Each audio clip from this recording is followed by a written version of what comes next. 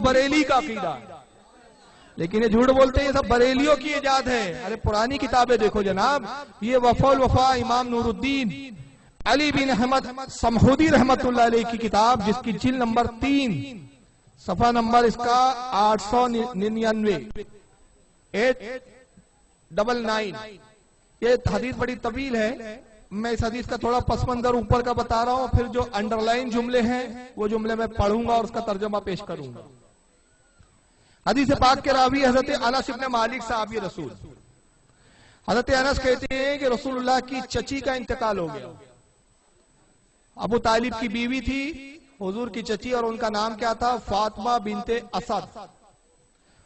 اور حضور کے دادا اور حضور کی والدہ کے وصال کے بعد ابو طالب نے چونکہ حضور کو پالا تھا، چچا کی اور چچی کی پرورش میں آئے، تو چچی حضور سے اتنی محبت کرتی تھی جیسے ایک ماں کرتی ہے۔ تو رسول اللہ اپنی چچی حضرت فاطمہ بنت اسد کو، جو حضرت علی کی ماں تھی، حضرت علی کی والدہ تھی اور حضرت فاطمہ کی ساس تھی، ابو طالب کی بیوی تھی، حضور کی سگی چچی تھی، اتنی محبت کرتے تھے نبی پاک صلی اللہ علیہ وسلم ان سے کہ محبت میں چچی نہیں کہتے تھے بلکہ ماں کہا کرتے تھے، ماں فرمایا کرتے تھے۔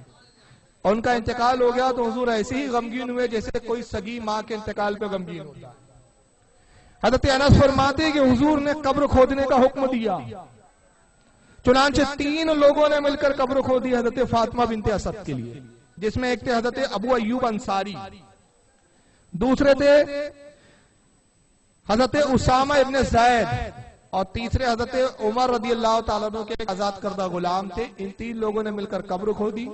جب قبر کھودی جا چکی تو سرکار قبر میں تشریف لے گئے اور قبر میں لیٹ گئے، اپنے ہاتھ سے پھر کچھ پتھر اور کنکر وغیرہ تھے اس کو صاف کیا۔ کس لیے صاف کر رہے ہیں؟ کہ میری چچی کو جب لٹایا جائے تو ان کو تکلیف نہ ہو۔ حضور اس میں کچھ دیر لیٹے رہے، تو لیٹے کیوں رہے؟ تاکہ میرے لیٹنے سے قبر میں برکت آ جائے۔ پھر آقا قبر میں کھڑے ہوئے اور صحابہ سے ارشاد فرمایا کہ میری چچی کو میرے حوالے کرو۔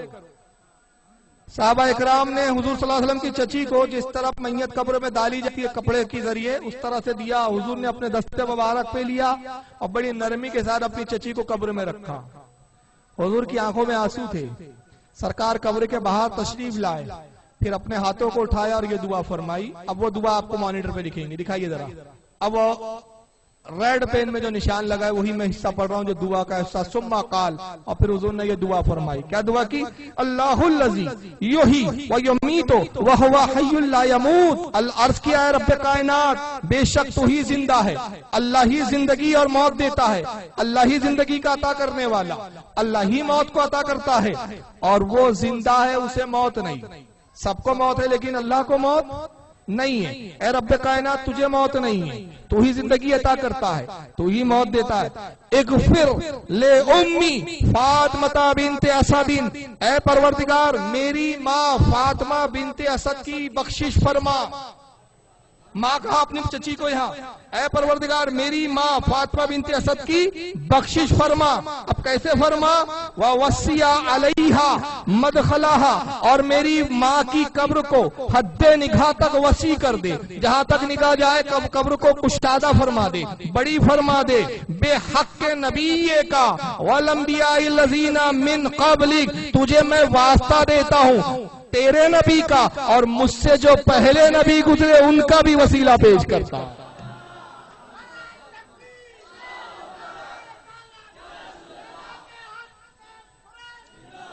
یہاں رسول خود وسیلہ پیش کر رہے ہیں، میرا بھی وسیلہ اور مجھ سے جو پہلے انبیاء گزرے ان کا بھی وسیلہ۔ فَإِنَّكَ أَرْحَمُ الرَّاحِمِينَ، اے پروردگار بے شک تو ہی سب سے بڑھ کر رحم فرمانے والا ہے۔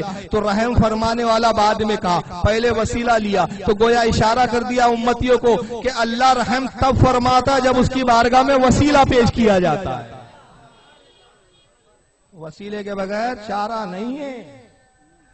اور الوفا کا میں نے اس کے دکھایا، اس حدیث کو امام حاکم نے بھی لکھا ہے اپنی المستدرک کے اندر، اس کو امام ابن حبان نے بھی اپنی صحیح کے اندر لایا۔ یہ وہ ساری کتابیں جو وہابی صرف سینے پہ ہاتھ باندھنے کے لیے استعمال کرتے ہیں ان کتابوں کا، आमीन जोर से बोलना हो तो सही इब्ने हिब्बान नजर आती है, हाकिम अल मुस्तदरक किताबें दिखती है इनको, ये किताबें अपने मतलब के लिए दिखती है, मगर उन्हीं हदीस की किताबों में जब ये हदीसें आ जाई तो इन वाबियों को दिखता नहीं है, फिर कौम में धोखा देने के लिए कहते हमें एक नबी की दुआ दिखा दो। अब तुम्हारी आंखों की बीनाई कमजोर है तो हम क्या करें, इसलिए तो हम कहते हैं बरेली का सुरमा भी लगाओ, बरेली का चश्मा भी लगाओ तो कुछ तुम्हें हदीसें दिखे। इसको इमाम हाकिम ने भी लिखा अल मुस्तदरक में, इमाम इब्ने हिब्बान ने सही में लिखा। इमाम हाकिम इस हदीस को लिखकर फरमाते हैं सहीहुन, इसके रावी सही है।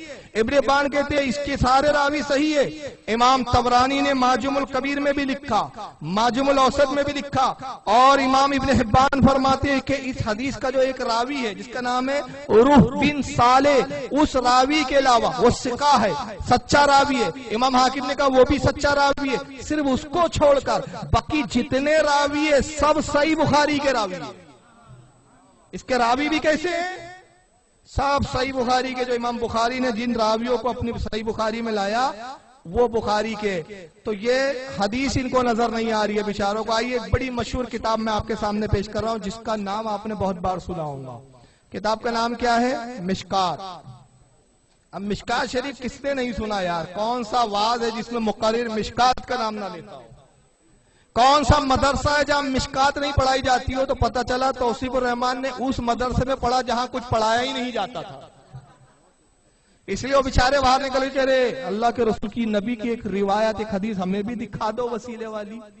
चलो मैं दिखाता हूं आपको। मिशकात की जिल्द नंबर 4 है, सफा नंबर 188, किताबुर रिकाक, हदीस नंबर 5247, हदीस नंबर 5247। अब बड़ी होकर यह हदीस आपके सामने आ गई है। साहिब मिशकात कहते हैं वअन उमय्या इब्न खालिद इब्न अब्दुल्लाह इब्न उसैदिन, इसको रिवायत किया उमय्या बिन खालिद बिन अब्दुल्लाह उसैद रदियल्लाहु ताला अन्हुम ने अनिन नबी सल्लल्लाहु अलैहि वसल्लम, और वो रिवायत करते रसूलुल्लाह से कि रसूलुल्लाह से ये रिवायत है अन्नहु काना यस्तफ्तिहु बिसआलिकिल मुहाजिरीन, कहते हैं कि नबी पाक से ये मरवी है कि जब हुजूर जंग में होते तो आप जंग में फुकराए महाजरीन के वसीले से फतेह की दुआ किया करते थे, फतेह मांगा करते थे। किसके वसीले से?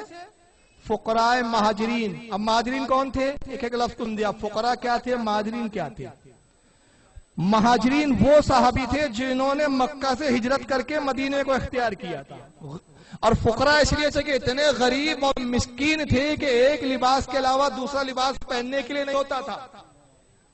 उसमें बाद असहाबे सुफ़ा की जमात थी, उनका हाल ये था असहाबे सुफ़ा का कि अबू हुरैरा फरमाते असहाबे सुफ़ा की जमात में वो भी शामिल है, फरमाते हम असहाबे सुफ़ा की गुर्बत का आलम ये था, हम ऐसे फकीर और फुकरा की जमात थे कि लिबास का ये हाल कि अगर शर्मगाह छुपाए तो पेट खुल जाए, और पेट पे अगर हम छुपाएं अपनी पीठ और पेट को अगर कपड़ों से छुपाएं तो शर्मगाह जाहिर हो जाए, तो हम सिर्फ इतना सा कपड़ा बांध लेते जो हमारे घुटनों से ऊपर होता, शर्मगाह छुपाता, पेट खुला, घुटनों से नीचे का हिस्सा भी खुला। और इसी को हमारे कहा जाता है फुकरा की जमात। औलिया में ऐसी भी जमातें होती है जिसको कलंदर कहा है, जो एक लुंगी और एक लिबास में जिंदगी गुजार देते हैं। अल्लाह के नबी उनके वसीले से दुआ करते हैं, और ये तो मिशकात में यही लफ्ज आए सिर्फ कि हुजूर फुकरा महाजरीन के वसीले से फतेह की दुआ मांगा करते थे। इसकी शरह में मुल्ला अली कारी का क्या फरमाते जरा आइए कि दुआ कैसे होती थी। ये मुल्ला अली कारी की शरह मिशकात, मिरकात शरह मिशकात बड़ी मशहूर किताब है इनकी, कई जिल्दों में। इसकी जिल्द नंबर 5 सफा नंबर 61 पर मुल्ला अली कारी रिवायत यूं करते हैं वकाल इब्न अल मलिक, कहते हैं इब्न अल मलिक से रिवायत है, वो कहते हैं यकूल, अल्लाह के नबी यूं दुआ करते, हुजूर के अल्फाज दुआ के यूं होते, यूं आवाज करते अल्लाहुम्मा मंसुरना अलल आदाई बेहक्के इबादकल फुकराइल मुहाजिरीन। अल्लाह के नबी यूं दुआ करते, ऐ अल्लाह हमें दुश्मनों पर फतेह और मदद अता फरमा, वास्ता तुझे तेरे फुकरा महाजरीन बंदों का, तेरे फुकरा महाजरीन बंदों का वास्ता, उनका वसीला कि इन दुश्मनों पे हमको फतेह अता फरमा। अब जरा तस्वुर कीजिए